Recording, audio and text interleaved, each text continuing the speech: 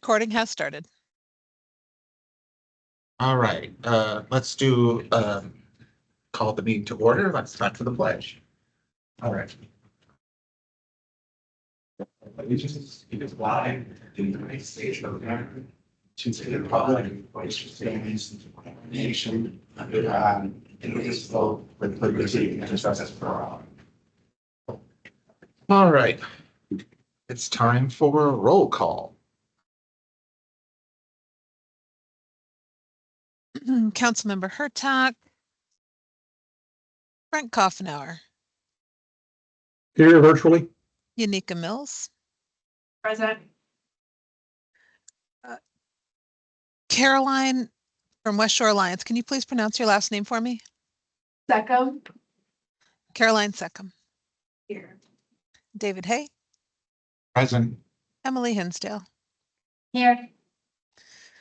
Danielle Riffenberg. Connor, she's excused, correct? Yes. Let's see, Larry Josephson. Anna Grudman. Karen Kress. Here. Rebecca Hessinger. Here virtually. Thank you. Omar Pirzada. Present. Jason Jackman. Here virtually. Nicole Dufa. Here. Gloria Marbelangio. Here virtually. Sarah Templeman. Here. Una Johnson. I'm here virtually. Catherine. Thank you. Catherine Coyle. Here. Arizona Jenkins. Good. Gus Ignis. Here. Ashley Anderson. Debbie Roney. We do have an in-person quorum. All right, thank you very much. Any public comment in the audience or online? All right. Okay, we'll move on to approval of minutes. Oh, do we need to wait for her? Okay. Approval of minutes for January 15th, 2025. All right, Karen made the motion. Second. Kathy, let's call you Catherine. Catherine, that's fine. Kathy, made the second. All in favor, say aye. Aye. Any opposed? She says, They just said aye. Oh. Rebecca, so, we'd be voting in the room, but, those online unfortunately not be able to vote unless, otherwise. Noted, but all right, well, we'll kind of hold the action item, right, for her. Do we want to? It's not needed. We have a forum if you want to get started. Your Tampa thinks she might want to hear. Yeah, all right, let's do the action item first, please. Good morning.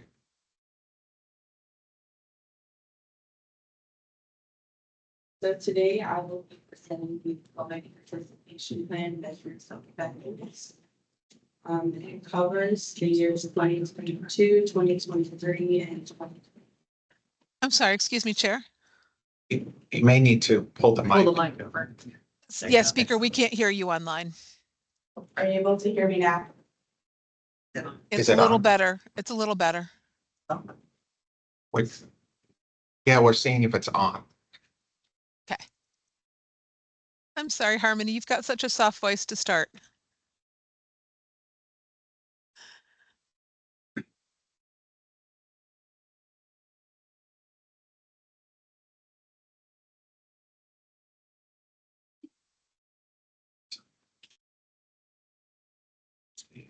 Can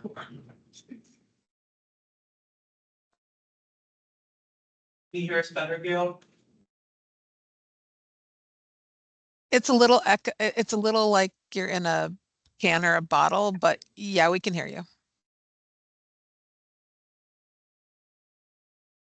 Gail, can you hear us? Yes. Oh, she's even louder. Okay. Okay. Yeah, she was gonna go ahead. All right, thank you. Okay. Sorry about that.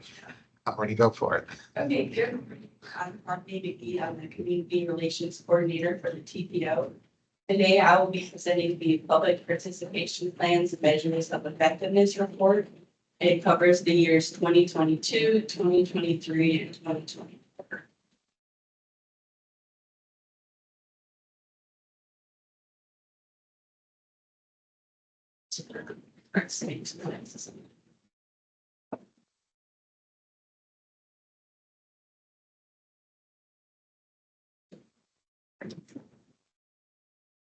So the purpose of the MOE is that it evaluates public engagement. So it coincides with our public participation plan, which is our standards and procedures for how we do public engagement. So the MOE evaluates how well we execute that. It also recommends improvements, so how can we continue to improve our engagement and the opportunities we provide to the community. And then it also demonstrates an interest in public input. So how do we steward the feedback that we receive from community members based upon the opportunities provided?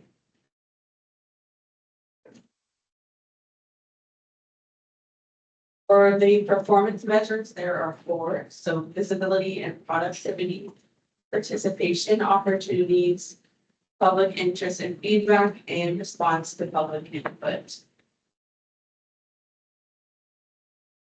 So this year was our first year doing a scorecard. It's just meant to give an overview of how we performed in each of those measures.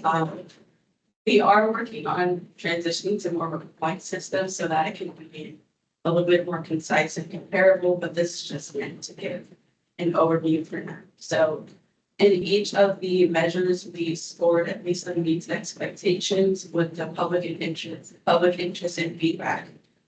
Exceeding expectations, which I will touch on by that, made 5 stars in a later slide. For visibility and productivity, this is again explaining how the TPO was able to get in front of community members and just raise that awareness about what the TPO is and what we do. So one way that we measure that is through our social media. So our Facebook content was seen over 68,000 times. We had 760 media mentions, so that would include something like an interview with ABC Action News or the Tampa Bay Times or a news article. We also had 165 tip signs that were posted and 30,000 mail flyers. For participation opportunities, we had 93 outreach events in total over the 3 years. 45 of those were LRTP events, which correlates to our outreach campaign that we did for the LRTP. Our highest attended events throughout the 3 years was a Leadership Tampa event, our presentation at a school board workshop on transportation, and our presentation on the LRTP at Sun City Center. For public interest and feedback, these 4 topics were the ones that the public demonstrated the most interest in. So the Access 2050 LRTP, the Transportation Improvement Program, the Community Air Monitoring Network, and the Tampa Bay NPO merger. Now we'll transition to responses to public input.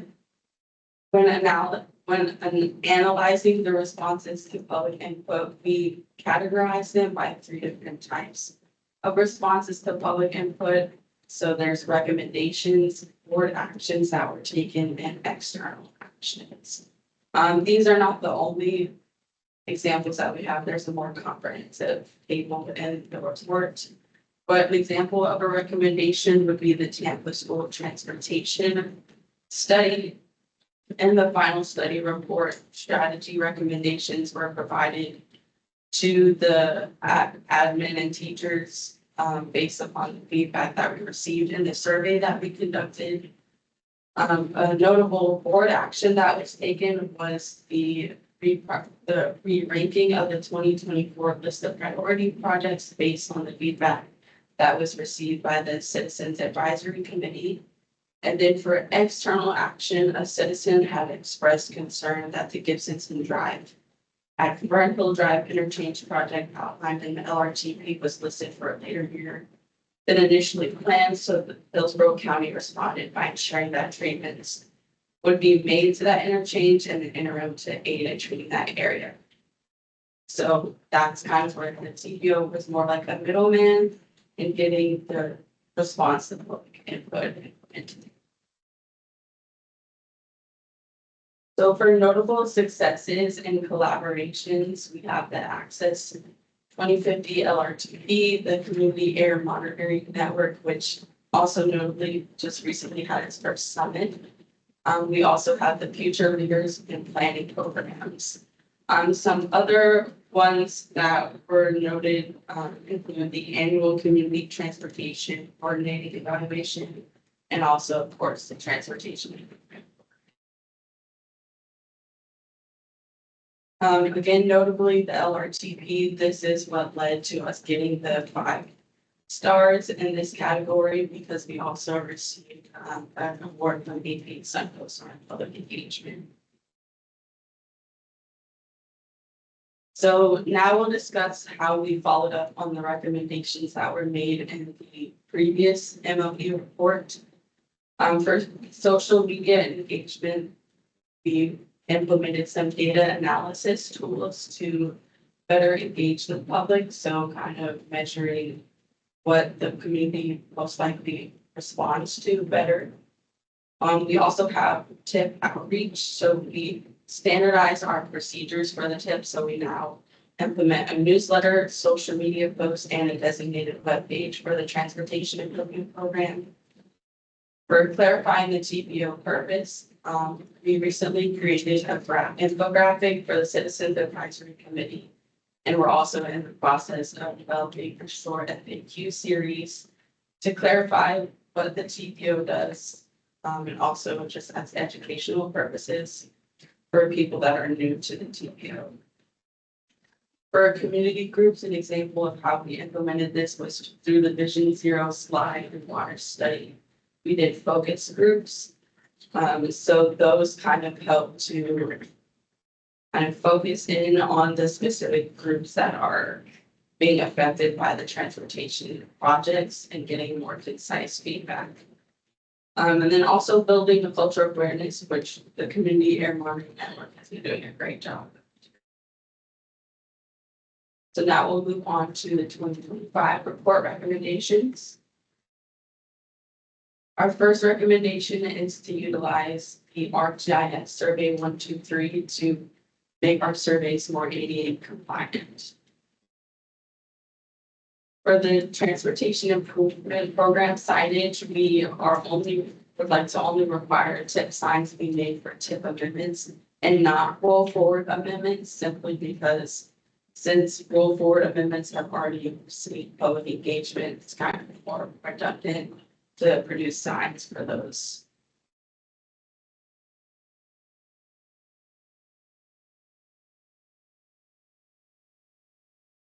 We also want to strategize on how to combat survey fatigue. So we would like to prioritize the quality of feedback rather than the quantity. And so one way we would like to do that is to continue doing focus groups, as I mentioned with the Vision Zero study.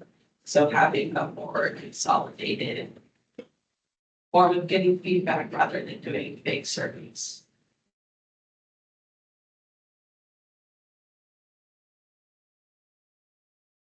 We would also like to expand our presence online, specifically on YouTube. Currently, we only utilize our YouTube to post recordings of meetings, but now that YouTube has the shorts feature, which is 60 to 90-second videos, we would like to start posting more educational videos on there. That's another form of outreach.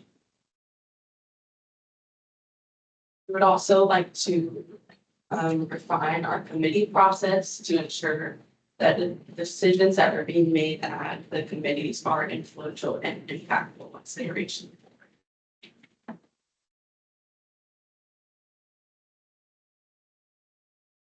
And in light of the recent stars, we are also working on standardizing our process for postponing meetings, which will also go into kind of like an emergency preparedness set of procedures. So today's recommended action is that we recommend the board accept the 2025 measures of effectiveness report. Happy to answer any questions. Thank you very much. Any questions? What was that, the name of that, again, The what? the name of it? The hand there, the Oh, name, that, there was also, parking, is that what you're saying? yeah, the picture of this, Oh, So, to answer your question, and Harmony, the question is, more information on the ADA accessibility. It's related to our surveys and other online, materials. I think you should, those are ADA, more ADA compliant. well, if you want more, feedback, you need to reach out to the disability committee, all of the, nonprofits, all of the, like, the Horizon, the Book or the Silver Line Independence, Lighthouse for the Blind, stuff like that. They can give you more. That's the one way you can get it. And the easy way and the most better way to get you. Thank you. So Harmony, the statement was reaching out to community groups, to assist us in developing those open surveys and having more information. That is the nonprofits. And the nonprofits. Kathy? That kind of leads to my question too about the focus groups. What's your process for picking the people that are in your focus groups? And do you reach out to ADA groups and a wide variety? Yes, typically we go based upon what area the project impacts. So like for the Vision Zero study, we specifically connected with the neighborhood groups along those corridors. For ADA, we would probably connect with, like I know we have a connection with the Lighthouse Blind community group, so we would probably connect with those groups. That's how we would connect. So when I do, before I leave, I'll give you the name. Thank you. Thank you. All right, Karen? I was just saying, if you don't already know, Raquel works for the city of Tampa, and she's awesome. She'd probably be a great resource. And then I had a question about the community air monitoring program. When you say community, is that like individuals could somehow help, or is that not the right word you used to work with? The community air monitoring network is specifically, as a set of boundaries in which people can participate. So Sarah, I don't know if you can clarify what those. Sure, Sarah Caper, TPO staff. The Community Air Monitoring Network program began as a pilot program, and then we've since received additional funding from the EPA and from Federal Highway to do that. The grant funding lasts for about 1 more year. It's a partnership with the University of South Florida, the Environmental Protection Commission of Pillsbury County, Tampa Heights Junior Civic Association, and community groups. And what we're really focused on is low-cost air sensors that can be placed throughout the community. The focus area are historically disadvantaged communities by the interstate system, any of the interstates in Pillsbury County. And so if you meet certain criteria, like being close to the interstate in a community that has been disadvantaged in the past, you are eligible as an organization to have a monitor placed there for free. And there's actually a stipend that we're able to give those places that host one. It's not for people's personal residences, but it is for, we have some, for example, at churches, at schools, libraries. We have one at a brewery, so places where people might be gathering. And we're always looking for new sites to join. So if anyone here knows some people who either want to learn more about it or participate, we have an open coalition. The next coalition meeting is February 27th at 6 p.m., I believe, in this room. And it's also virtual, so people can participate even if they don't want to have a monitor. Once they just become interested in air, they can participate. Would that lead to CDOT funding maybe again? Right now, we're in an attainment area, so we're not eligible. If that were to change, or if the program parameters were to change, that may be, but we're still able to do programs like this. So look at our air, even if we're not. Thanks. All right, any other questions? Do we have a motion? This is an action item.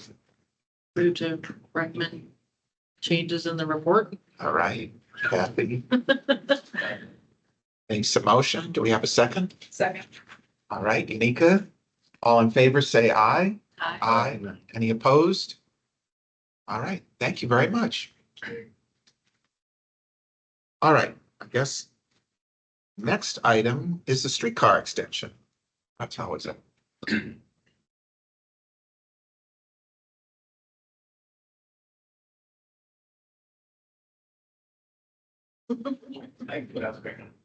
Good morning, everyone. Brandon Campbell, Director of Transportation Services for the City of Tampa. And I'm glad to be here talking to you about something that has been a long process and will continue to take a little bit more time, but we've made some meaningful steps in that arc of progress, and I wanted to give you an update on that. So to talk about the progress that we are currently making, I think it's useful to reflect on the history and how we've gotten to the spot where we are. And probably a lot of you in the room know some of this. Some of you in the room probably know all of this. But just to review, back in 2012, we had a study that looked closely at the center of Tampa, the Envision City Center Plan. And it really was the first formal document that set us on the pathway that we're continuing to pursue right now. And within that city center plan, I get a tongue tied a little bit sometimes saying it, the center city plan, it specifically called out the existing streetcar that you see now, and mentioned that it is viewed a lot as a tourist attraction and less so as a viable local transit option. It talked about the potential to transform that into a more viable transit option, and the needs that might be associated with that, including extension of the line and expansion of the services. So flowing out from that 2012 study, there were multiple other studies that looked in various ways at the streetcar system, one of which was pursued by HART in 2014. As the name implies, it looked very closely at extending that streetcar. It was called the Tampa Historic Streetcar Extension Study. And then a second study that was pursued in that same year by the MPO and the Downtown Partnership was the Transit Assets and Opportunities Study. I believe it addressed the streetcar, maybe not quite as explicitly or focused quite so intently as the HART study. So again, the next step, the momentum was sort of building. We pursued a plan or a project in 2015 to study what those sort of more refined options are for the next phase of the streetcar. If you don't know, the existing streetcar line was built in two phases. In 2002, the original route from Ybor City down to the convention center area and the Dick Greco Plaza was built. And then about 8 years later, a second phase was built to extend it to its current terminus at the Fort Brooke Garage, replacing what at one point was service as a people mover to Harbor Island. In that 2015 plan, got a little lag there, sorry. In that 2015 plan, it also talked about how the streetcar system is set up. If you don't know, the existing cars are all replica streetcars. They're built in Iowa by a company called Gomeco. With the exception of one, there is an actual historic streetcar that gets out occasionally. That is being repurposed. The rolling stock is actually owned by HART. And they are pursuing a repurpose of that historic streetcar. I think it's a bit of a maintenance challenge for them to keep rolling. There's a map here on this slide. I don't know if you can see it very well, but basically the historic replica was meant to mirror the aesthetics of the original streetcar system that went throughout the sort of urban core of Tampa and decommissioned in the post-war era. Over 50 miles of track, right? I don't know how extensive it was. I've heard Yeah. over 50 miles is what I've heard. Yeah, it was, there are actually, not to go too much on a tangent, there are actually some like vestiges that you'll see of where those streetcar lines were. Sometimes you see an intersection with a really wide radius that's in a neighborhood, and often that's because that's where the old streetcar was built to accommodate it. Also in 2015, that study was initially exploring funding options for an extension through the Federal Transit Administration. They have a grant program called the Capital Investment Grant Program. It has two different tracks. It's again hard to see on the slide, but there is the New Starts process and then the Small Starts process. From that 2015 study and on through today, we are looking at the Small Starts process, which is a little less time intensive than the New Starts process, and it has some caps on how large the project within that program can be. That's $150 million cap on the FTA contribution and a $400 million cap on the overall project size to be within that Small Starts process. At the time as well, we were looking at modernizing the streetcar. There are some clear benefits to modernizing the streetcar. A modern streetcar is something that you'll see in Detroit and Kansas City, Portland, a couple of other cities as well, but those are good examples. Basically, the difference between the historic replica and a modernized streetcar, the modernized streetcar is a little lower to the ground, so it's a little smoother boarding process for everyone, but especially for accessible boardings. There's a little there's an opportunity for higher capacity. The historic streetcars, they have a fairly long stopping sight distance, so they have to slow down when they approach conflict points. And so there are definitely some advantages to a modernized streetcar system. More on that in a minute. We also looked at several different potential alignments. There's a little bit of a set of maps there with some color differences. The gist of these different pictures is, I think initially when we were looking at the extension in 2015, all of the initial concepts stopped south of I-275, which it speaks to the vision at the time in that we wanted to get close to or to the Marion Transit Center and to connect with the densest area of the urban core. But also at the same time, in 2015, Tampa Heights was really in the sort of final stages of planning of a lot of what you see there now and or the beginning of construction.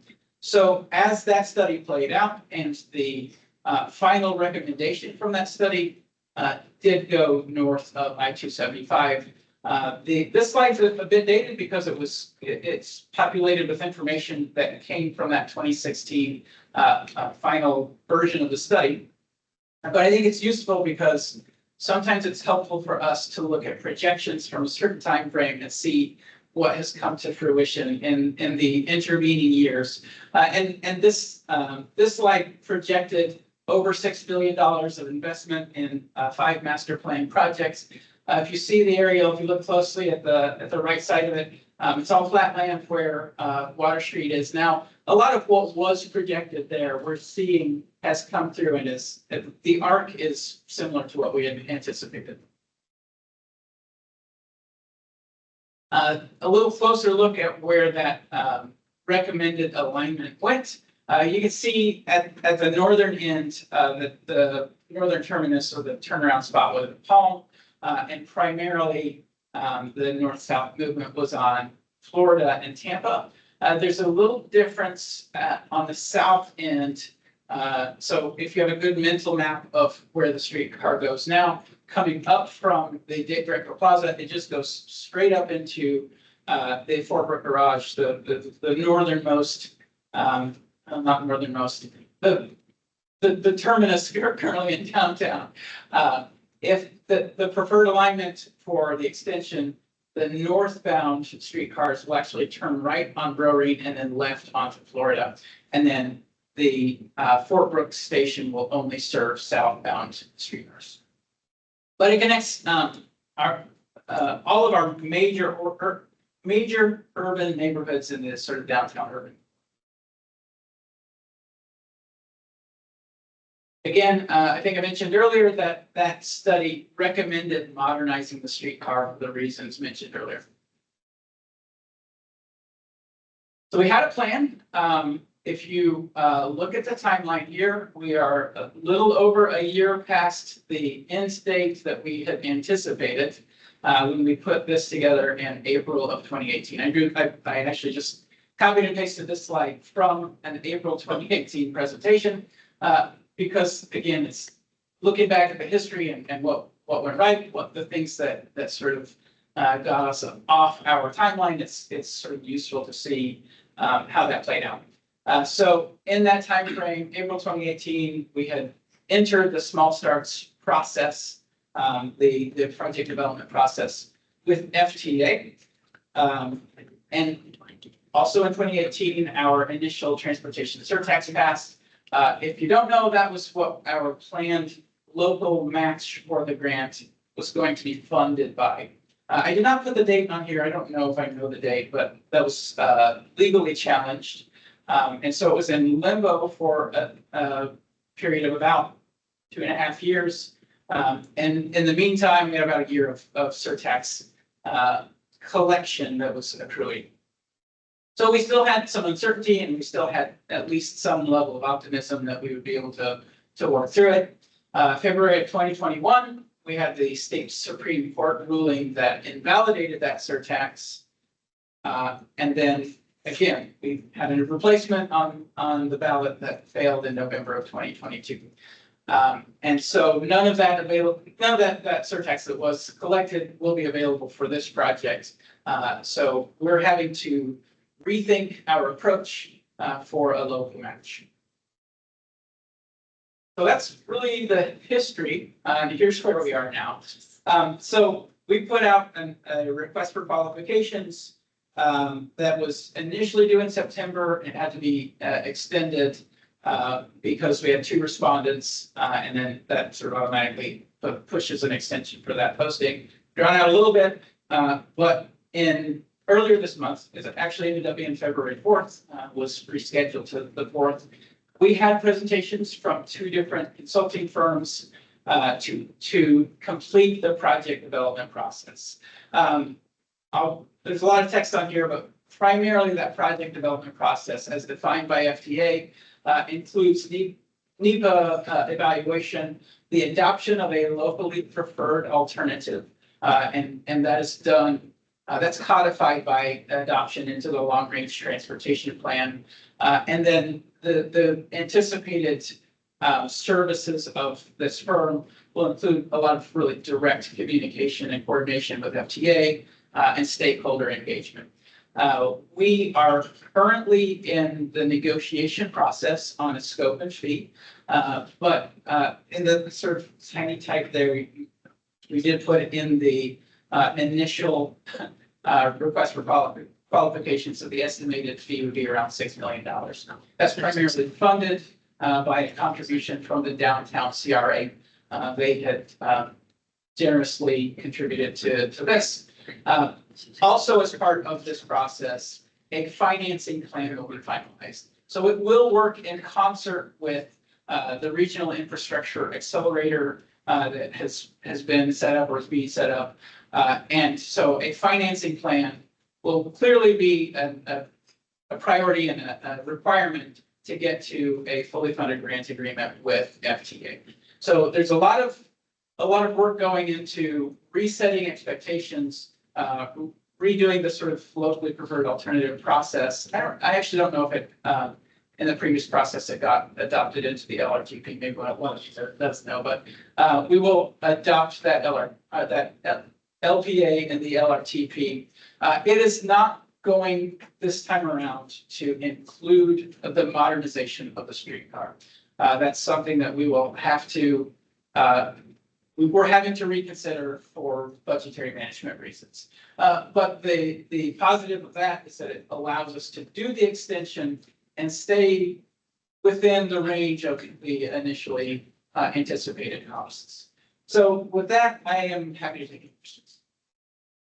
I have a couple questions. Arizona. Now, one of it is very clearly, as I can, because I live in Evil, and I take the toilet all the time. I also help build that toilet.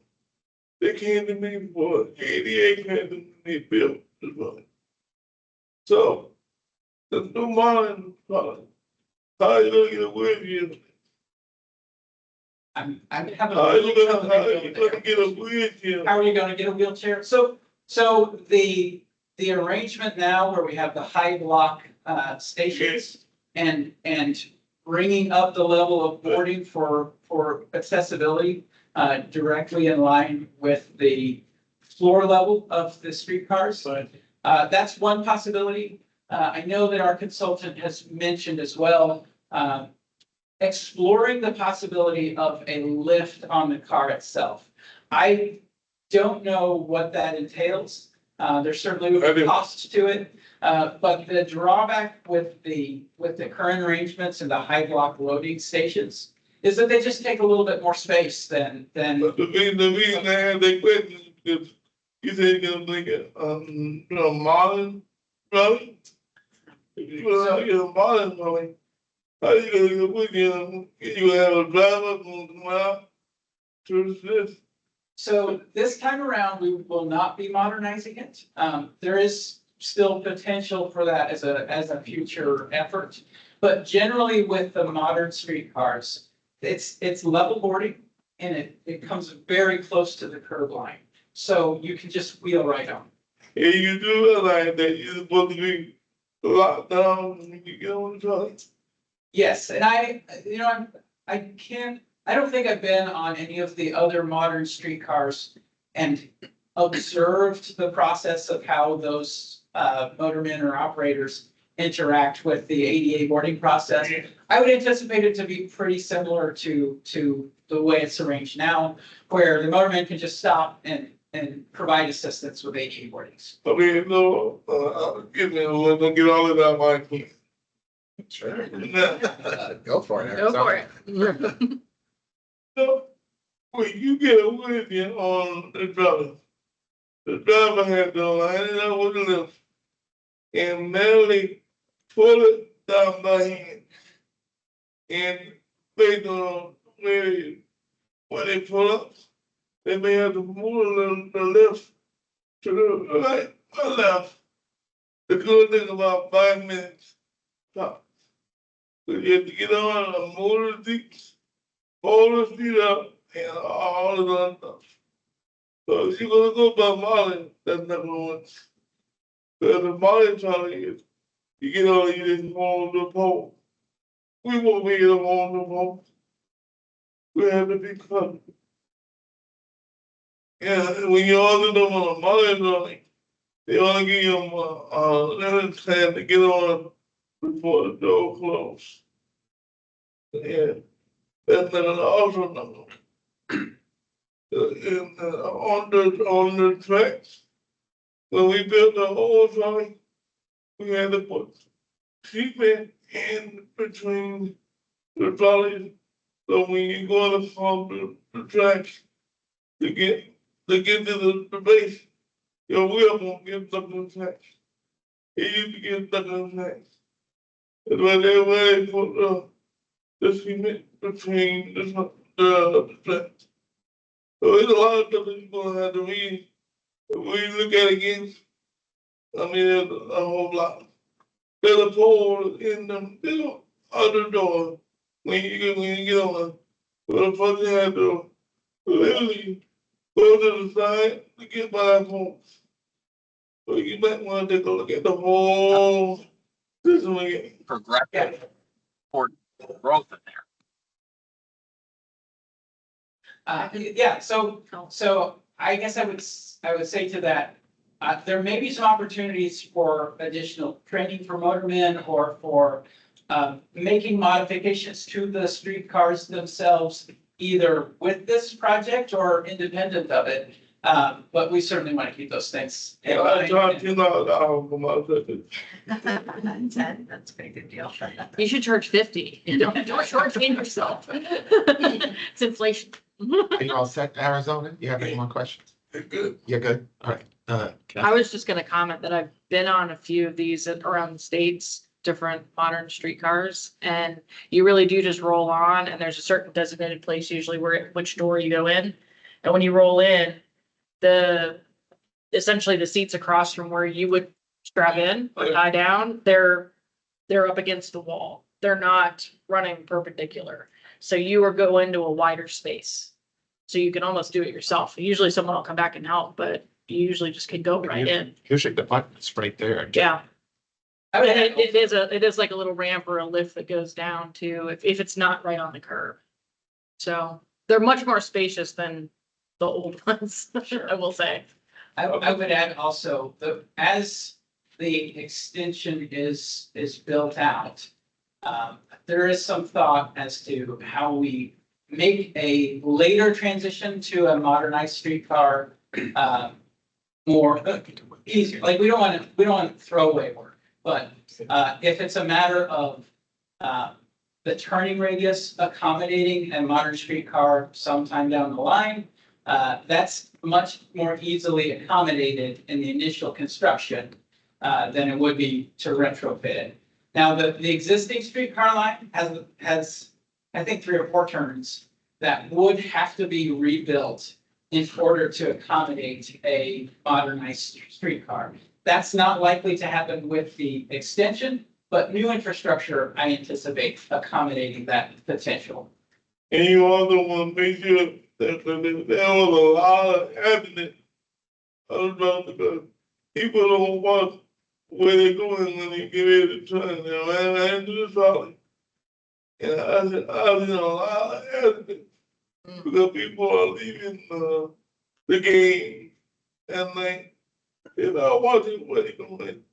They hit the trolley, like a little object.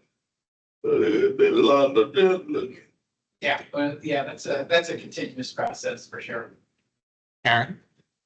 Brandon, just to make sure I'm understanding correctly, the streetcars are owned by HART and the tracks are owned by the city. Correct. Okay, and then HART is contracted to do the maintenance. So the maintenance of the rolling stock is done by HART. The maintenance of the rail itself, I think there's a little bit of both, actually. We have a budget line item within the city budget for that purpose. But I think that HART has pursued some maintenance and upgrades to that line just for operational reasons as well. Yeah, it's like a collaborative process between both of us. And again? Next question, I have a lot, but I won't take up the whole meeting. The FTA small starts. Did we actually have an award from them? Or did we have an award? And if so, is that money still reserved for us? We never got to the adoption of a budget allocation for us. So we entered that process. I actually talk to them every other month. They're very interested in seeing this come through. There's no mechanism by which anything is guaranteed at this point, but there's sort of strategic alignment on the goal. So I anticipate that being approved, but particularly with grants and the current environment, there's uncertainty. And that looks good. It does look good. Yeah, there's reason for optimism. Thank you. Steve Martin? The last question I think I'll ask is, can this project somehow help advance the HART BRT study as like a placeholder? And could any of it be in its dedicated lane? So it will be a mixture of separated track and commingled with traffic. I think how that's defined could be adjusted within the project or the project development process and the definition of the locally preferred alternative. So that's your second question. In terms of how it might represent some progress toward BRT. I'm not sure I can really speak to that. I think that might be more a question for FDOT and to understand what they would be looking for with the presumed success of this project. Thank you. Thank you. Gus? First of all, this is a dumb basic question. What are we is there a fare on the streetcar at this moment? Currently, it's fair. And who's paying that? It's a combination. It's a lot of it is CRA funds. We have some just budget allocation out of, I think we've got some parking funds put toward it. It's most of that is city contribution. And Tampa downtown park. And, sorry, Aaron, yes. That's a $60,000 contribution. But Which is a lot in my budget. no, that's, and it is well appreciated and not forgotten despite my comments. Is right. And, Makes sense. you said the future construction was going to be updated on the curves and whatnot so that we don't have to rebuild them again when we get new streetcars? That's what we anticipate, yes. So that this northern extension is actually being designed for a newer streetcar, not just for the current. Yeah, that's the way that we anticipate it playing out. Again, right now, we're just in project development. The design will come at the end of this. I don't know if I said earlier, the project development, we anticipate taking about 2 years. Okay. Was there any potential integration of the existing railroad gauge that now runs east to west through downtown with the integration of the streetcar, or is it a completely different gauge track size that there is no possibility? That's a great question, and I don't know the answer. I'm not sure if they're the same gauge or different. Yeah, that's a good question. I have one more question. When you say you're gonna pay, you're gonna pay from, Evo City, station 1, and you're gonna go all the way to station 11 right now. So how far will you be going after that? Let me pull up the map and I'll show you. Right. It's a little laggy, right? Okay. She was talking. So right now, what's shown is to Palm. I don't think I mentioned earlier, again, as part of that definition of the locally preferred alternative, the turnaround spot is going to be reevaluated. We anticipated actually going a little bit north of Palm, but not all the way to Columbus. I think there's just 2 or 3 cross streets there, and I forget what the street names are. One of them, I think, seems. You're gonna go where? Sorry, what? Where you going? So north of Palm. Right now, if you see the red line on the map now, that shows Palm Avenue, as the turnaround point. But we anticipate it going slightly north of there. Bomb Avenue? Yes. Yeah, where the YMCA is. Yeah, Tampa Heights. Oh, At that end, the other way. not the Ebor end of Palm. Yeah, okay. Wow. Okay, good. I had a question.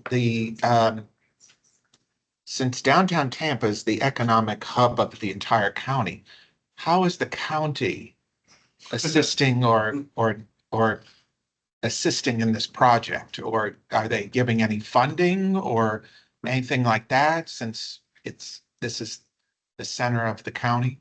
I don't anticipate the county will be interested in cost share for the extension. As part of project development, as the financing plan comes together, we could ask the consultant to explore that as a possibility. But so far Haven't they, expressed interest in this. right, so far they've been unhelpful, we'll put it that way. That's probably, right? I would assume, since they don't want to. I don't think the county sees this as their priority, so if they were to reconsider that, then we'd be happy to talk to you. All right. Maybe they need to be asked again. Yeah, I think we got to keep asking. Caroline?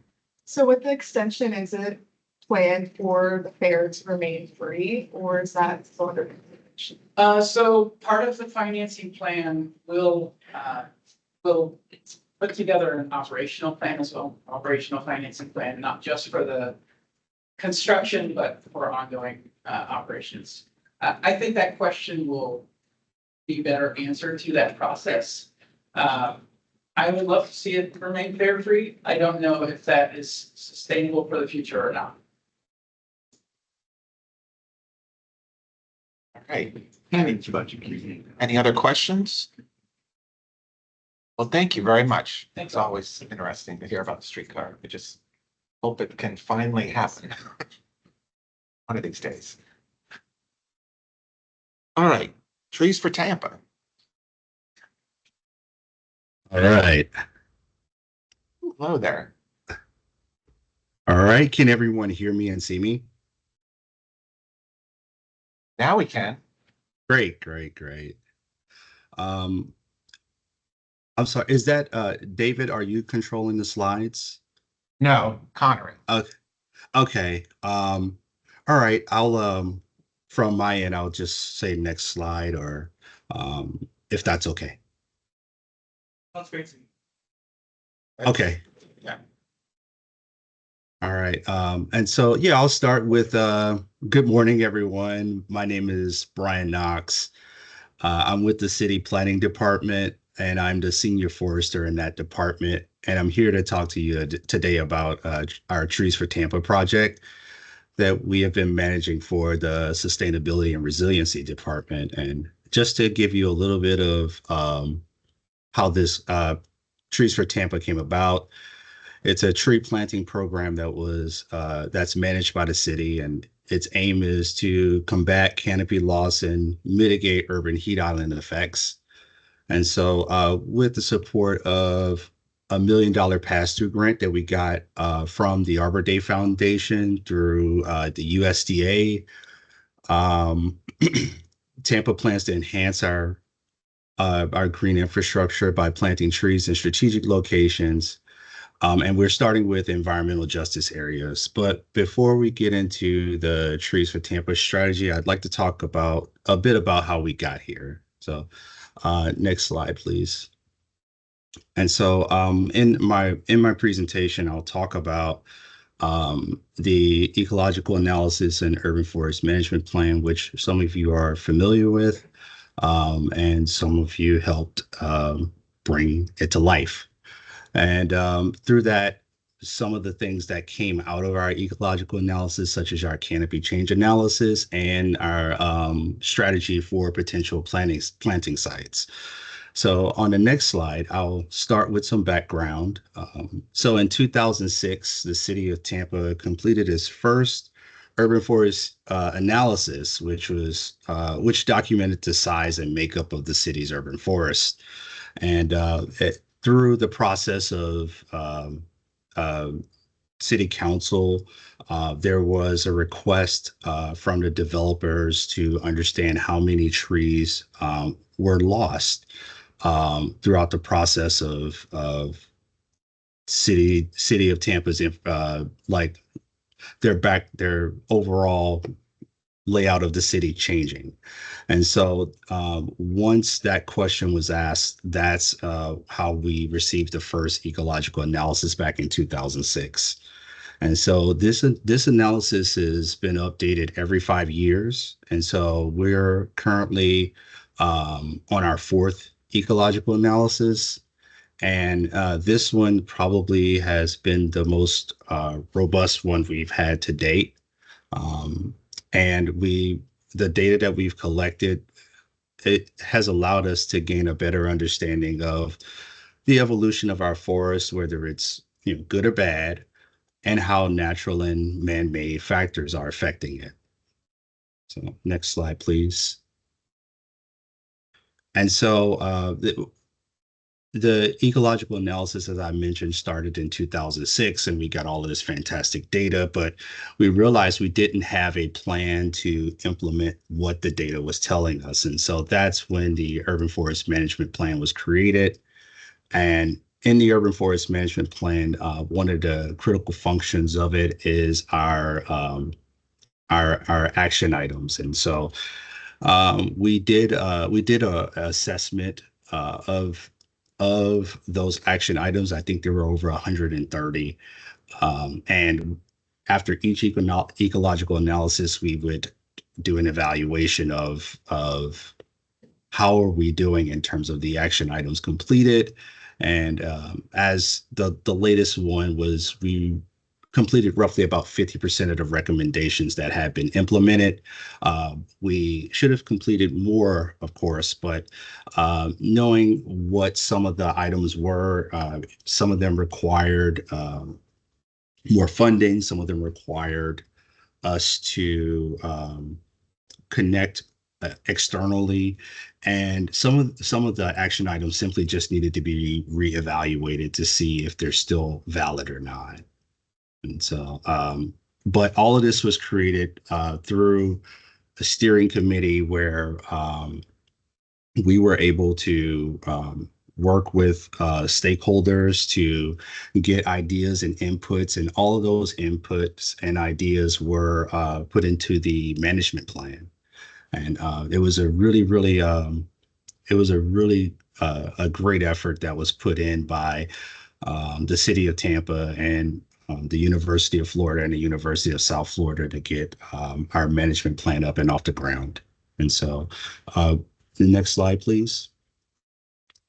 So going back to the analysis, since the beginning, like I said, each analysis has tracked changes in our urban forest and our canopy, and it's documented everything from our canopy's health and the benefits and some of the eco benefits that can be produced from our tree canopy.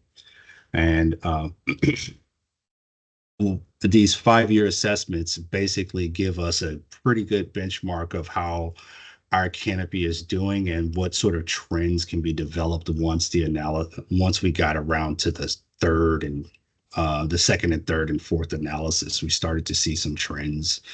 And the other question it helps us ask is, are we actually meeting our tree canopy goals? Like, what are the things that we're doing that's helping either improve our canopy, and what are we not doing that we could be doing to help improve our canopy? As I mentioned earlier, it looks at canopy coverage change over time. It also looks at species diversity. It looks at a bunch of factors that essentially let us know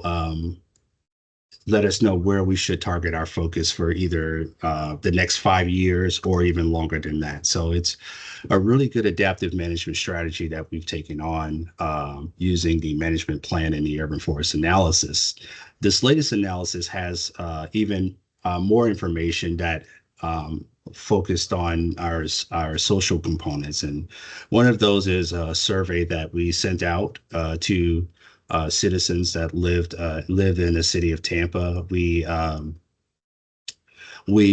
sent it out to all parts of the city of Tampa. We got over 1,100 responses to the survey, which was very surprising because this was our first survey. We were overly excited about the questions we were asking. So we had about a 20-minute survey, and we managed to get 1,100 respondents. So the other part of the analysis that was new for us was the urban heat map, which I'll talk a little bit about later, and an analysis of the environmental equity and also potential locations for tree plantings, which I also will get into later.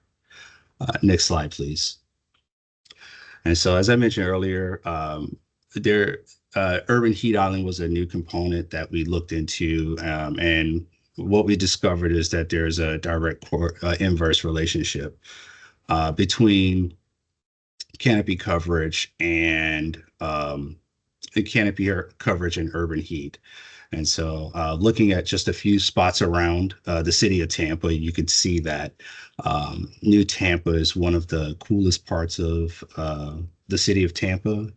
And it also happens to have some of our largest percentages of canopy. And on the other end, looking at the more central and west part of the city of Tampa, you can see that the canopy is lower, and that's because there's more density there. There's also the airport and a few other things that show that the canopy is not as high in that area. And so typically, some of the things that we point out is that we understand that heat-related deaths are on the rise. We understand that also it is getting hotter every year. That's something that is repeatedly happening every year with the data we receive. And one of the things we also learned through other studies is that that a 10% increase in canopy can reduce heat-related mortality rates. And a connected study that we did in conjunction with Hillsborough County, we did a cooling study where we looked at areas like urban forest in the county and in the city, and we were trying to understand how much of the cooling effect leaves the forest and actually travels outside of the forest into the surrounding communities. And we got some really positive information from that. And so we made this one of our priorities for looking at how we can actually improve canopy in areas where urban heat is pretty high. Next slide, please. And so this is a part of our ecological analysis. And in 2021, this graph probably got the most attention out of anything in our analysis. And it was showing how our canopy has changed over time. And so what we've noticed is that there were fluctuations, but since I think since about 2011, we were having increases, and then it decreased in 2016, and then around 2021, it took a dip right at about 30%. And so, and all of that to say our canopy coverage is at a 15-year low, and it's right at the 30% threshold that some scientists believe is the necessary threshold to get adequate benefits to citizens in the city.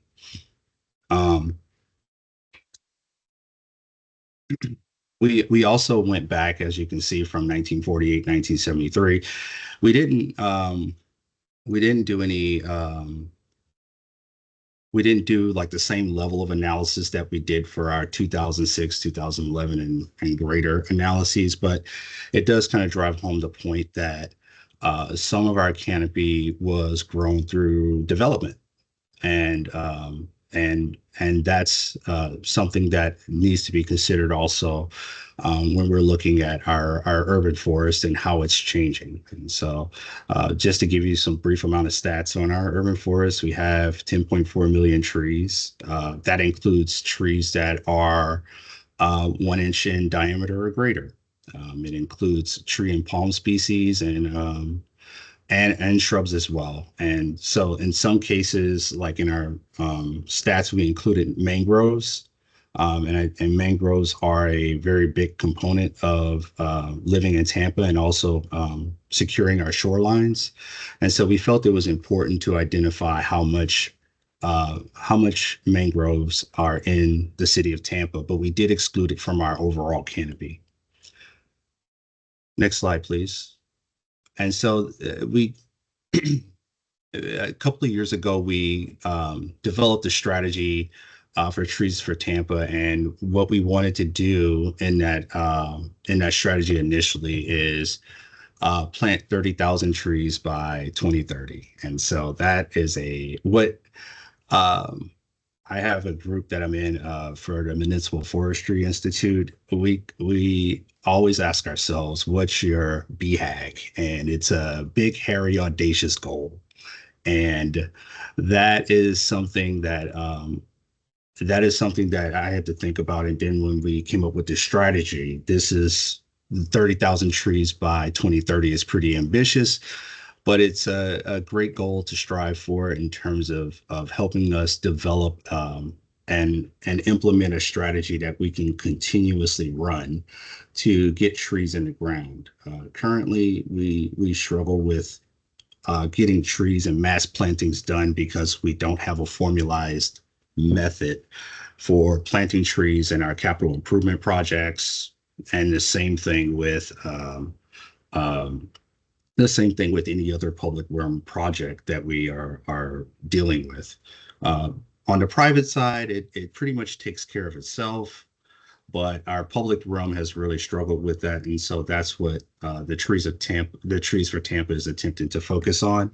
And looking at the 6 items that we have for the Trees for Tampa, we want to increase the canopy coverage. We want to continue to give away trees, and allow for. In the past, we have a tremendous program. It's still up and running. It's a great program where you can receive. In the past, you could receive 1 tree or 2 trees planted in front of your yard in the right of way, as long as you agree to water it. Now we've increased that to 5. And the other thing that we were looking to do is enforce laws and maximize fines for any violations that occur that will essentially remove trees, but we wanted to make sure we get them back. So we're looking at different ways where we can kind of increase our enforcement on that end. The Trees for Tampa in particular focuses on like the strategic places to get trees in the public realm. And also a new project that we're implementing is it's called Plant Your Heart Out. It's a play on Paint Your Heart Out, where we're looking at neighborhoods, and we're looking at community leaders to reach out to gather up community members and help us plant trees on private property, or if feasible, the public realm as well. Next slide, please. And so the overall tree planting goal, as I mentioned earlier, is to plant 30,000 trees by 2030. We think the time horizon is good because it stretches beyond the current administration. And for that, we feel like we can create some continuity with the program that we're looking to do. It also will allow us to start thinking critically about how we can plant trees in places that we did not think of planting them before. So next slide, please. And so when we initially started, the question was, where exactly do we plant trees in the public realm? And so with that question, it became, all right, if we can focus on the public realm, we can kind of get some better assurances that we can put those trees in the ground, at least get some sort of maintenance for that tree, and then with the assistance of the community, help us with keeping that tree alive by just being a good steward and monitoring the trees. And so what we attempted to do is we looked at different locations where we felt like trees could go into the ground, and we looked at those in the public realm, and we started to narrow it down. And then on the next slide, I'll talk more about how that became our targeted plantings. Next slide, please. And so with the targeted street tree plantings, we worked in conjunction with USF to create a map that focused on areas where there were no utility conflicts, or we tried to look out for sidewalk conflicts, even though that's pretty difficult. We also tried to look out for any power lines above and below ground. And we were looking for areas that were open space, but not, public open space play areas like parks or playgrounds or things like that, where we know there's a lot of green space, but not necessarily, a place where you should plant trees. Next slide, please. And so the funding, it comes from the Infrastructure Reduction Act. The Infrastructure Reduction Act, a couple of years ago, designated $2.5 billion just to urban forestry, which was unheard of. And a lot of the urban forest community was very excited because we had never been awarded that much money, and it was an opportunity for us to kind of implement some actions that we in the past would have struggled with getting funding for. And so the city of Tampa was awarded, as I said earlier, $1 million. And we chose to focus on the environmental justice areas because they don't require a funding match. And so all of the projects that I'm currently managing are in environmental justice areas. Some of them do extend outside of it, but they're very, very small projects. And we felt like they were either important enough or adjacent to the environmental justice area where we could do some continuation and deal with the funding of that on our own. Next slide, please.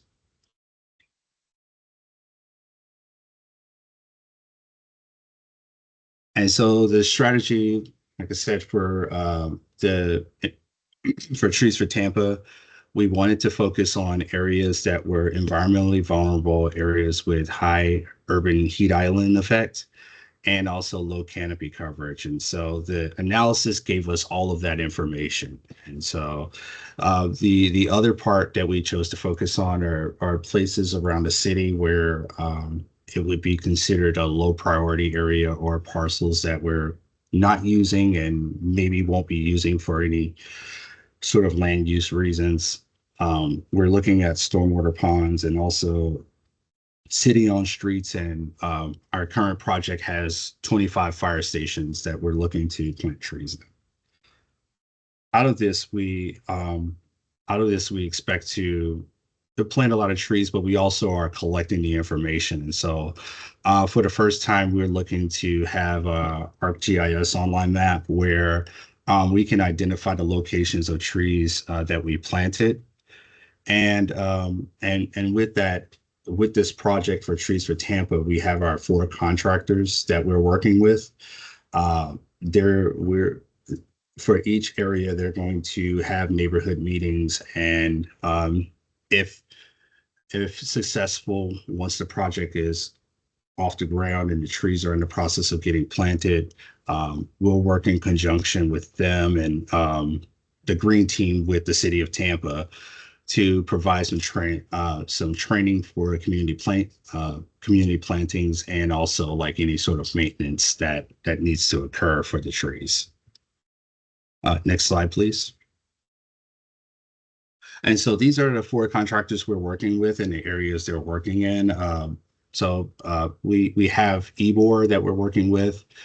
We've spoken to a couple of community leaders in EBOR, and we're in the process of organizing some meetings there. We also just recently received the first draft of our plan sets. So we're in the process of reviewing the trees that are suggested to be planted, and also the locations of where those trees will be going in. We also have OGLA working with McFarland Park and West Riverwalk, at least parts of it, the ones that are not included in the actual Riverwalk project, and North Fremont. And we're also working with Dark Moss, and Dark Moss is going to handle the downtown CBD, Ridgewood, and the fire stations, along with Rogers Park. And ACOM has the Davis Island Trail and Nuccio Parkway. And so right now we're all in the process we're in the process of receiving some versions of plans that we will evaluate and provide feedback back to the contractors so we can start the second round of plans and then start to review those and then get into the process of seeing how we can implement this project as one large project. Next slide, please. And so with that, that concludes my presentation on the Trees for Tampa strategy that we're implementing. While I'm here, I wanted to plug our Natural Resources Advisory Committee. We recently just got it approved as a Sunshine Committee, and we're looking to fill a total of 11 positions on the Natural Resources Advisory Committee. Like 6 of those will be neighborhood representatives that will be appointed by City Council, and 5 of those positions will be appointed by the mayor. And those positions are real estate, certified arborist, landscape architect, engineer, professional scientist, and those, that's pretty much the gist of the 6 positions that we're looking to fill, or the 5 positions we're looking to fill from qualified professionals. So if you know anyone that's interested and they live in the city of Tampa, by all means have them apply. You can reach out to me afterwards, and I can send you the link to the application process. And that concludes my presentation. Thank you. Thank you, Brian. Arizona, you have a question? Yeah, I have a question. We had a couple hurricanes. Okay. And my neighbor had a tree in his yard. Every hurricane falls into my yard. The question is, who's liable to move that tree? Is it my fault to move it? Or is it? Okay, so in terms of like dealing with your neighbor's tree, like if something falls into your yard, whatever falls into your yard, you're responsible for the cleanup. And but preemptively, one of the things I would suggest you do, even if it is your neighbor's tree, is to talk with your neighbor and consider working together to get an evaluation on that tree, so at least you can get a beginning kind of baseline of where you are with the tree in terms of its canopy. And I would also suggest that you bring a certified arborist into the mix. A lot of them will do free evaluations. So I suggest you give a couple of calls to a few of them and have them evaluate the tree. And from there, you can kind of make a plan of action, especially for storms. We all understand that storms have a really big impact on trees, especially the older ones. And so for that, we do need to make sure that we are looking at our trees from that standpoint as well. And whatever the city can do to help assist in that way, in terms of looking at the evaluations, in terms of the recommendations of what to do with those trees, we'd be happy to do so. But on a side note, recently, I think a Senate bill was put into play looking to address some of the property rights issues with trees. And so that may actually set the precedent for what is to be done with trees that cause damage on the neighboring property. Because, Did I answer? Because I had a good because he said that the tree is, it can't be cut down. It can't be illegal to cut it off the base. My thing is, if we go, he just cut it down and leave it down. But he tell me that it can't be cut because the law says you can't cut it. So what does the law say? You can't cut it down or you have to leave it up. So trees are generally protected in the city of Tampa. The first thing I would suggest you do is if you're looking to have a tree evaluated for removal, you can apply for a standalone tree permit. And what that will allow you to do is either receive a valuation or the opportunity to remove it based on that evaluation. And so those evaluations cost anywhere between 120 and 154. And so you can apply for those and get some feedback on whether or not that tree should come out. Or once again, there are a good bit of certified arborists that are out there that are qualified professionals to give you an opinion on a tree. And if they're willing to write an assessment of the tree, you can submit that information into us or have them submit the information into us to make a determination of whether or not that tree should be removed. One thing that your neighbor may have said that it has there's some truth to it is that trees require a permit for removal, and it's not necessarily guaranteed that that tree will be allowed for removal depending on its condition and its location. All right, any other, Karen? Thanks for the presentation, Brian. I wondered if there are any active conversations with TICO about, using the importance of tree canopy to underground more utilities. We've talked in the past about underground utilities, particularly SPP out in Davis Island. But we're meeting with TICO sometime in the next couple of weeks to have some discussions about this project in particular, because one thing I want for this project is to make sure everybody that's working in the right of way that I can think of is aware of this project. And so for that, I will leave it to TICO to kind of give me some guidance on what's happening down the road with their projects. They do a reasonable effort of letting us know where they will be working and give us information on that. But yeah, I'm really looking forward to having the meeting with them and also having them a part of our review team. So that way we're not stuck in a situation where there's a request where we have a good area or planting strip that we've created where we can plant trees, and then there's a utility project that may pop up. And that's the same thing with anything involving sidewalks or stormwater or anything related to that nature. Okay, Kathy? Hi, Brian, it's Kathy. Hey, Kathy. Hey.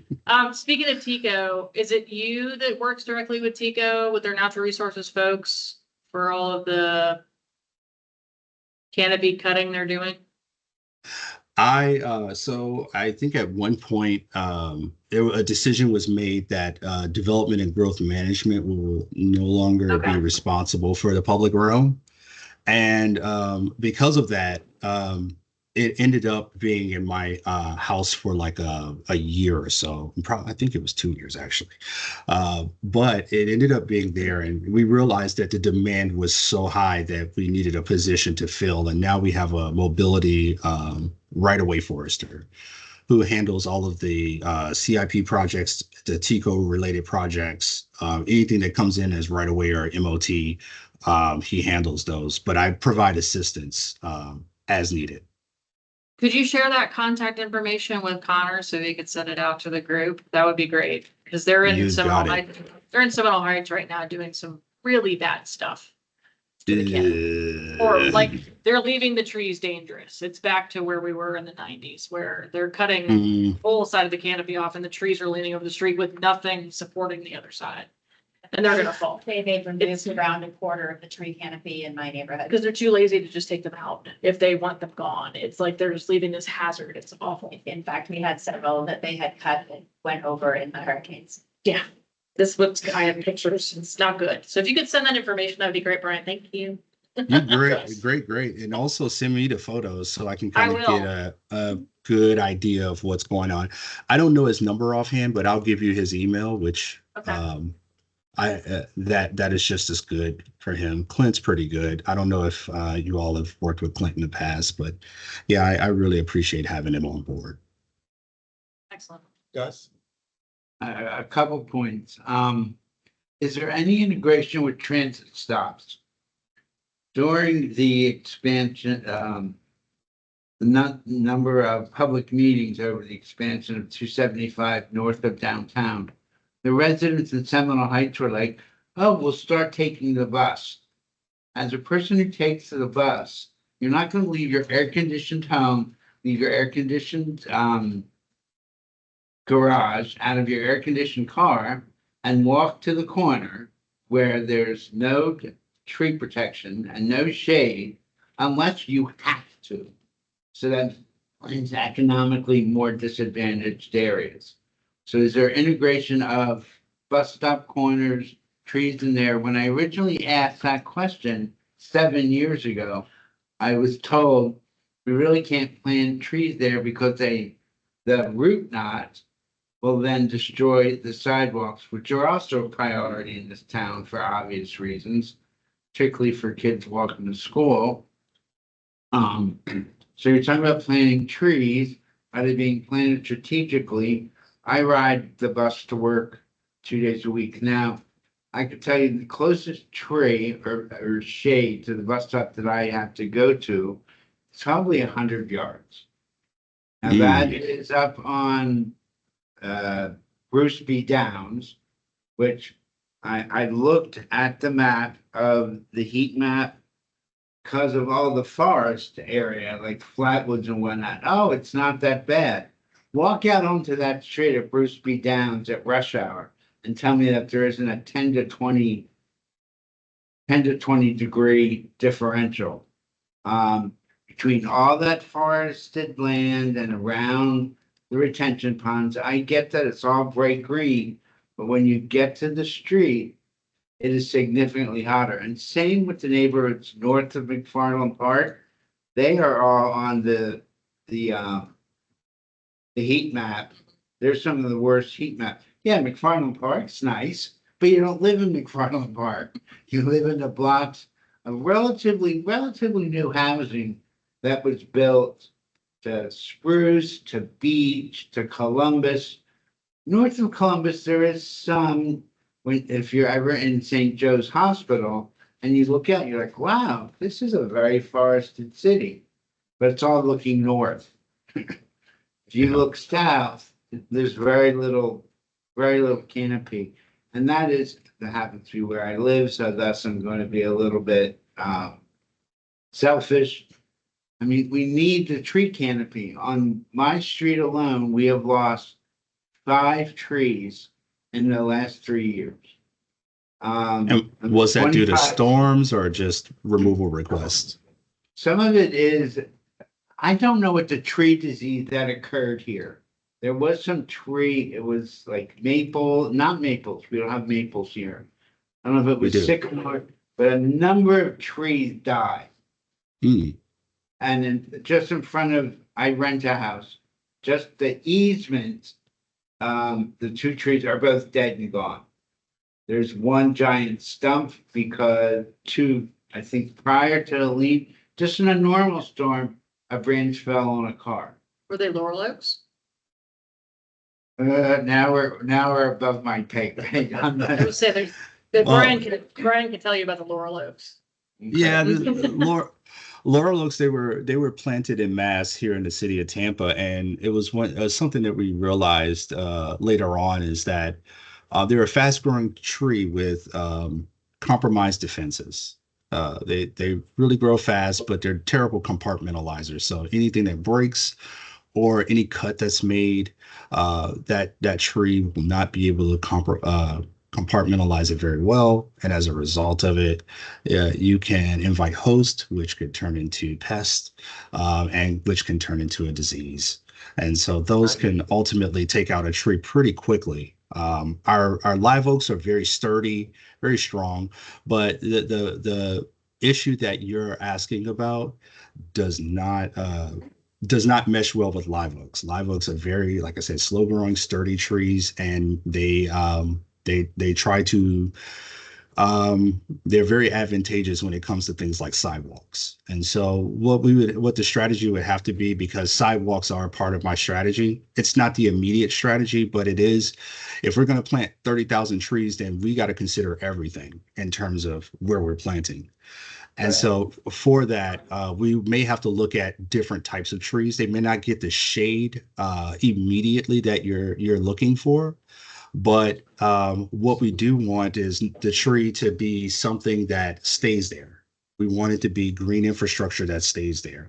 And so we're in the process of trying to find the right tree for the right places and all the conditions. And so sidewalks, I've already had some conversations about what do we recommend for sidewalks and trails. And so we already have a sample project in our group that has to address some of these issues. So what we're using that as is kind of a reintroduced test subject of what or how trees would impact, hardscapes and infrastructure. And so that's the best answer I can give you at this time. It's just going to be an ongoing experiment in terms of sidewalks, but it is one that we are paying attention to. And one more thing to add to that was earlier I talked about the cooling study we did and extending that cool corridor. I think the situation you mentioned in New Tampa is a perfect example of how we can create a cool corridor. Once again, New Tampa has a high percentage of canopy, and when you look at the map, you think you're okay, but there are spots. There's spots where heated areas need to be addressed. That may not come with the IRA funding, but we also received an additional 600,000 from the USDA, and that was to address losses of canopy that we had through hurricanes, Hurricane Helene and the other one I can't remember right now, but Milton. And so with those two hurricanes, we received some funding, and we were one of two states that received additional funding for disaster relief. The other one was California. Okay. And just a personal recommendation, a palm tree doesn't yield any surface shade. They may look pretty, but there's no temperature reduction because of their planting. And the previous chair of this committee, when we talked about trails, always mentioned that we need to be putting trees in our trail system. We have a giant integrated green artery project in the city. Some of it goes through East Tampa, desperately needs shade. But no one's going to ride a bike on a completely cemented structure miles, particularly if it's for recreation. If it's for transportation, they may not have a choice. It's like riding transit. But there should be some, it's like there's a large bus stop at Gray and West Shore. There's a sign for the mall. There's no shade there. Okay, there's no shade at a lot of them up on Bruce P. Downs. So if maybe they could integrate and become used as bus stop replacements, possibly, because you're bringing natural shade in and natural protection from the elements. Because our lovely afternoon showers. But that they're just a couple of my points. So, sorry, one more thing. I used to sit on the for the county on the committee that decided how much was going to pay for lawsuits, and a lot of the lawsuits were repeated trips on where tree rootage changed the sidewalk. And the people who lived in the house there would continually fall on their broken sidewalk. So if there could be some coordination with looking at where the county's paying, the city probably has the same committee, an insurance committee that's paying on broken sidewalks and trips and falls. Right, some coordination of that with where we need to plant and where we need to clean up. That's it. I'll shut up. Thank you very much. All right. Arizona. Thank you for that. You said I need to call the money, we made that call. I'm sorry, can you repeat that? I mean, on my leg, baby, then you let me the call to get a survey done. What do you recommend? The tree survey. He wants to know who to call to get, an evaluation of the tree. Okay, we have our private arborist training group. There's several avenues you can take. The city has a private arborist training group where we bring in people who's formerly the self-certified private arborist program. And that has a bunch of arborists that are well versed on the city of Tampa's code.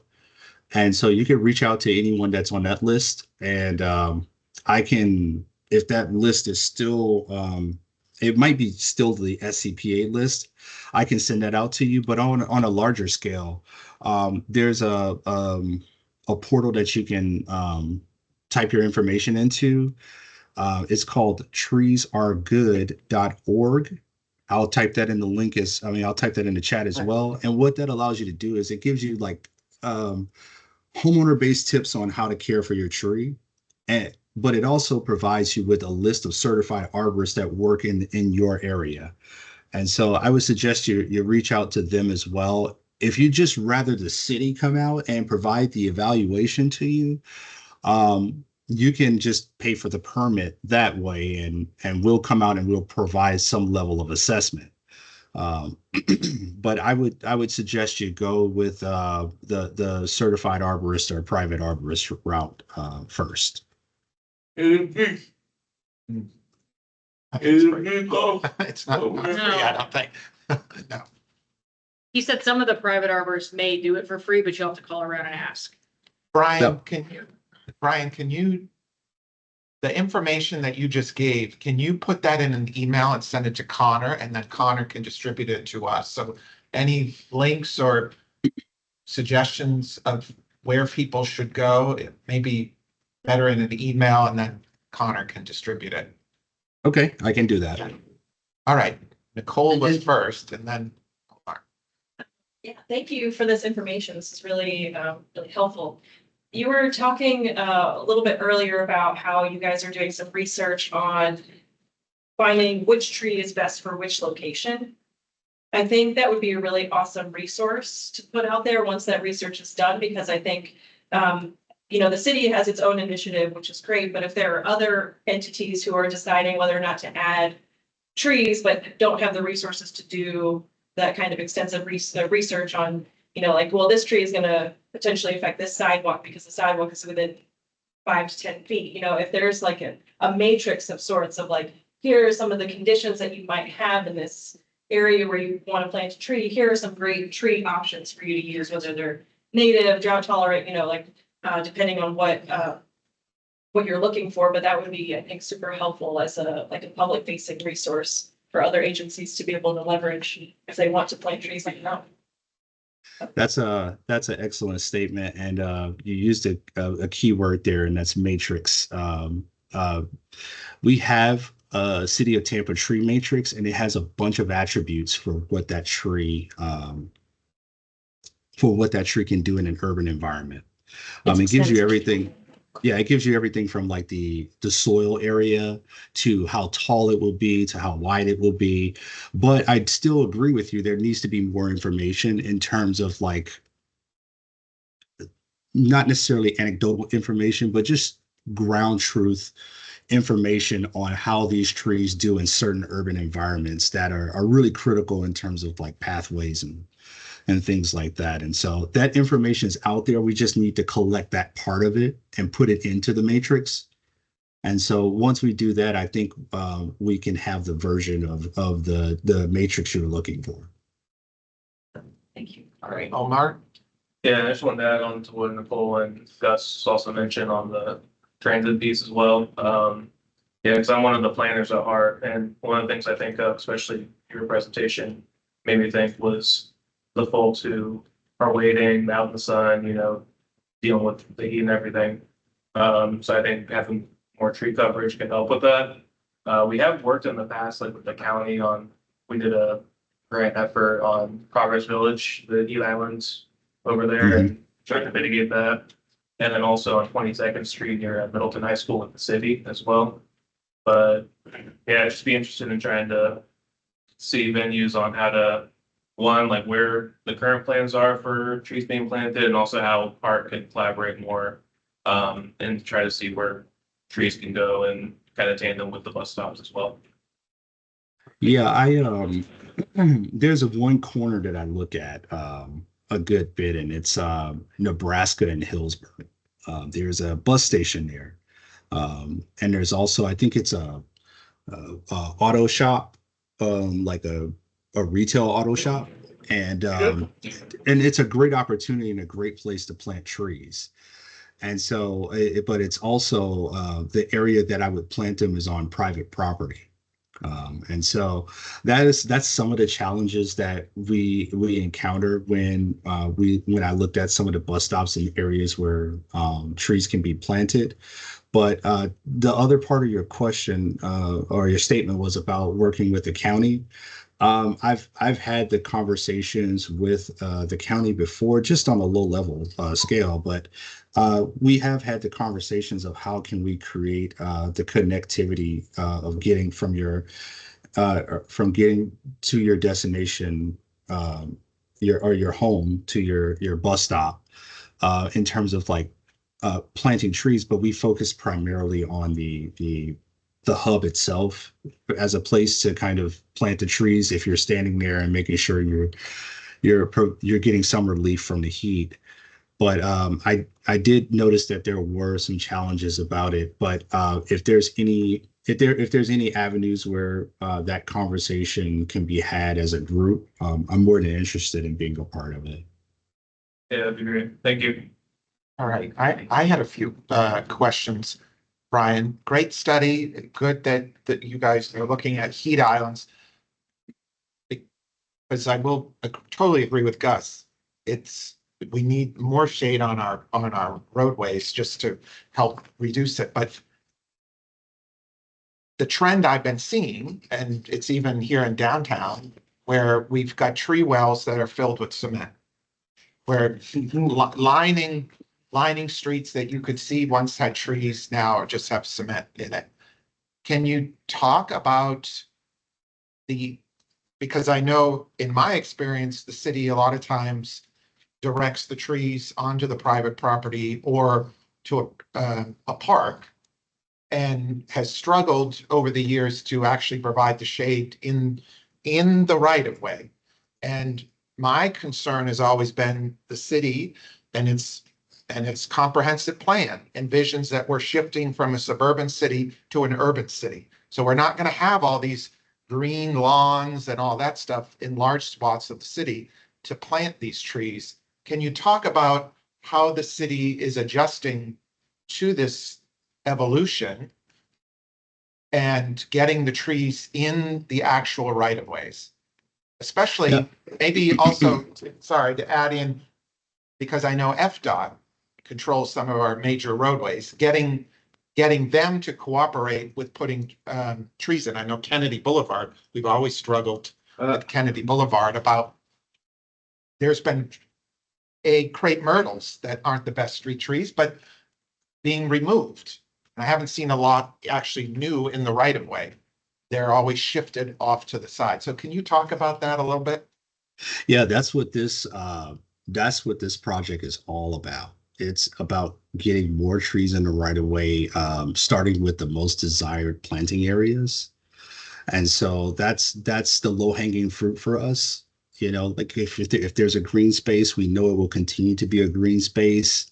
Then that's where we will start with our tree plantings. The second level of that is dealing with the complexities of hardscapes and infrastructures. It's like if we're going to plant those areas, how do we do it? And that's the next step. some of our contractors are already attempting to address that by suggesting trees that are not necessarily high in shade, but they're also just a good viable tree to have in those areas. And the last part of that is to focus on those really challenging areas where we may have to do something really we may have to do something that requires either removal of portions of the sidewalk, restructuring of roads to get trees into the ground. And so some of those are part of our current contractors' goals and tasks. They may not get implemented right away, but at least we have a plan set to kind of focus on and see how to address some of these issues. Going back to the tree wells that were cemented over, that's one of the things that came up in the discussion as well, because we already know the density issues that we're dealing with downtown, and so any place where we can get a tree, we should focus on that. And so I'm wondering if that was a quick fix solution. But we also have one of our contractors focusing on the downtown area, and that's something that automatically came up when the plan sets were discussed. And so whether or not we implement a solution immediately, at least we'll have a plan set to say, we need more funding to put this tree in the ground. We understand that tree will be very expensive, but at the same time, to your point, we think it's worth it if we're reducing the heat island effect, especially in very dense areas. One of the things that the cooling study also provided for us that we did with the county is that we also noticed that there's an opportunity to also deal with built shade as a way to kind of extend our shaded areas. So it's not always the trees that can provide us shade. Sometimes it's buildings, sometimes it's other structures that can help us, like create that cool corridor. And so we're looking at those things, and hopefully through the process of this Trees for Tampa project, I can provide some updates to you on like how we're going to combat some of these issues, because they are definitely being discussed. That's awesome. One other kind of statement question, one of the largest contributors to the heat island are surface parking lots.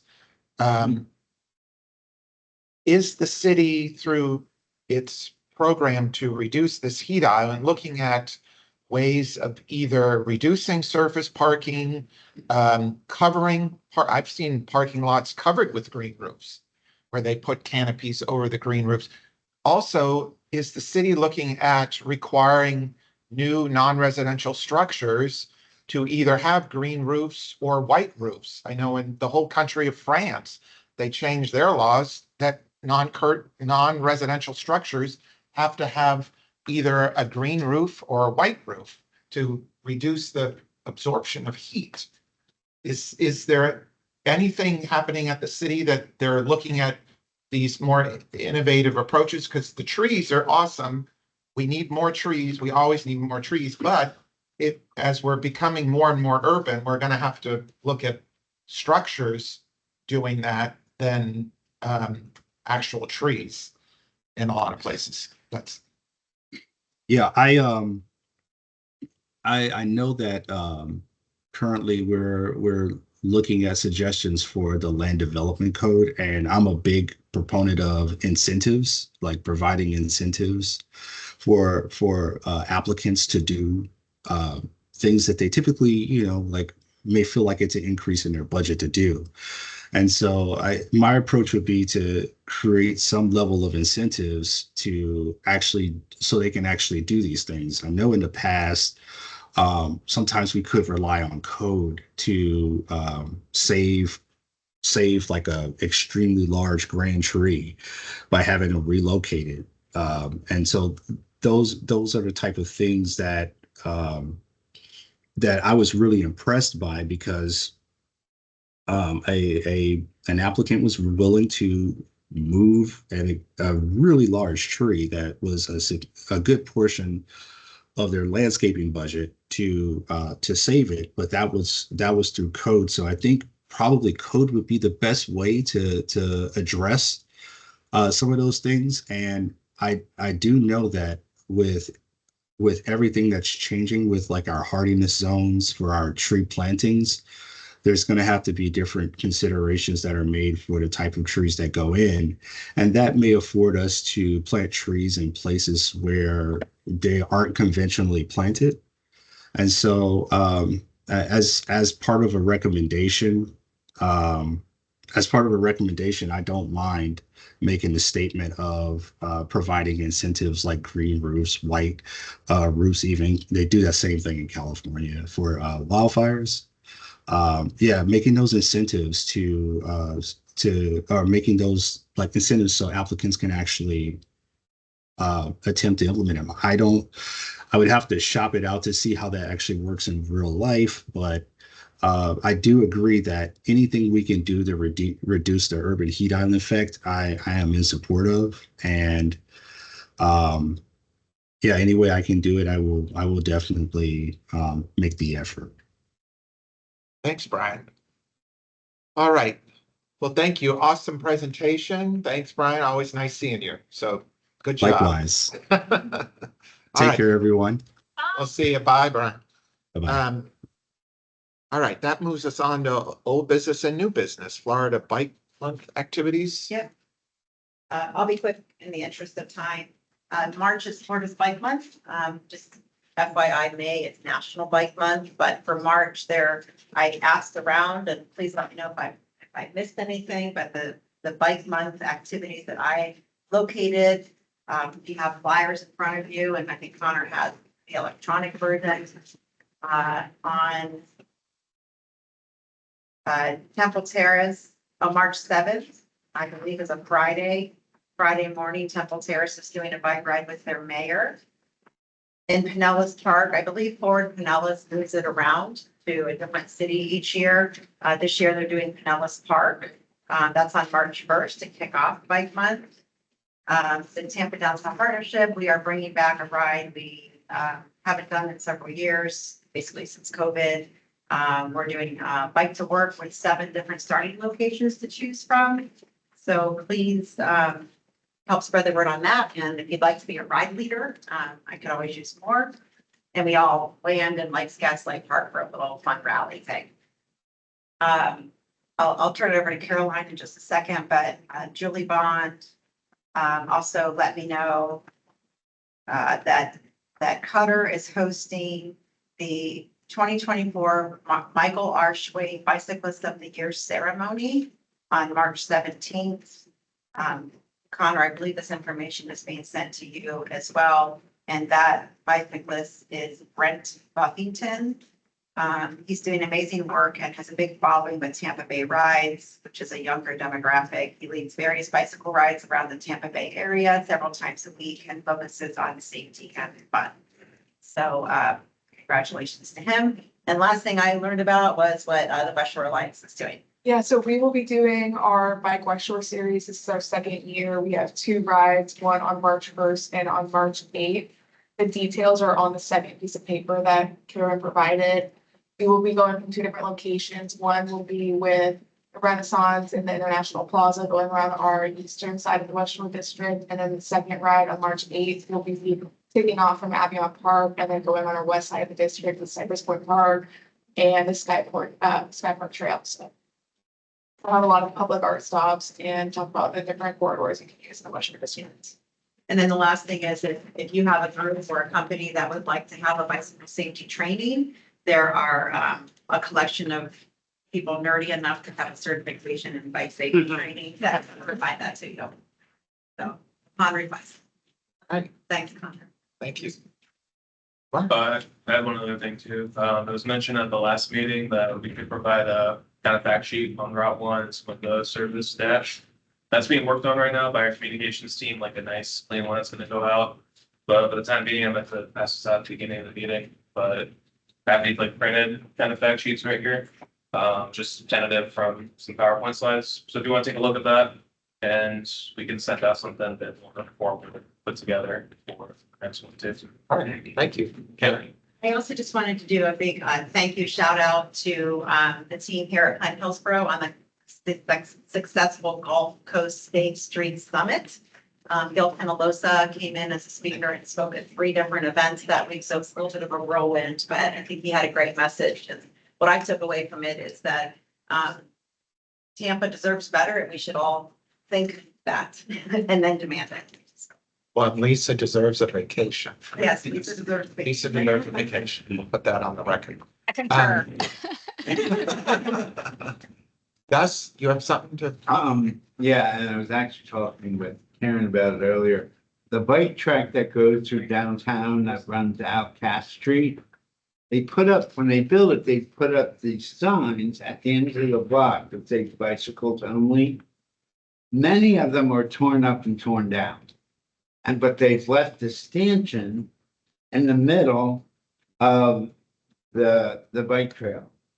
And I actually had an accident with one the other morning on my scooter on the way to work. Thank God there were a couple of pedestrians who helped me up. They couldn't have gotten it up. But they're black rubber. They stick up out of the street. And I mean, the signs may have looked nice at the beginning, but we need to like paint them yellow or something so that they're seen by people riding bikes, e-bikes and scooters. So I'm not sure.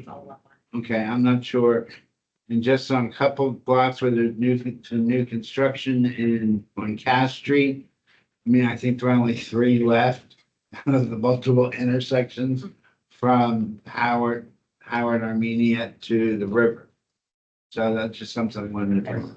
Karen, even on this one, right next to here, there's a few that are down. Yeah, that's the state, but Yeah, yeah, I'll try to follow up on both of them because it's a maintenance issue for sure. Thank you. All right, it's 11:01. So we're 1 minute over. So I move to adjourn, right? We're all set? Yeah. Yeah, all right. Thank you, everybody. Oh, did you? No, I'll second. Oh, okay. Thanks, guys.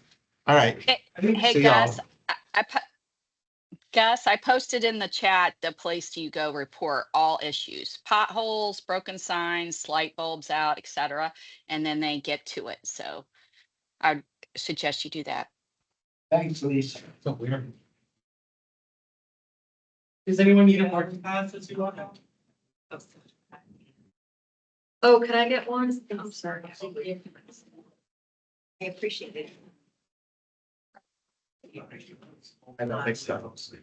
That right here. Of Of course. Yes.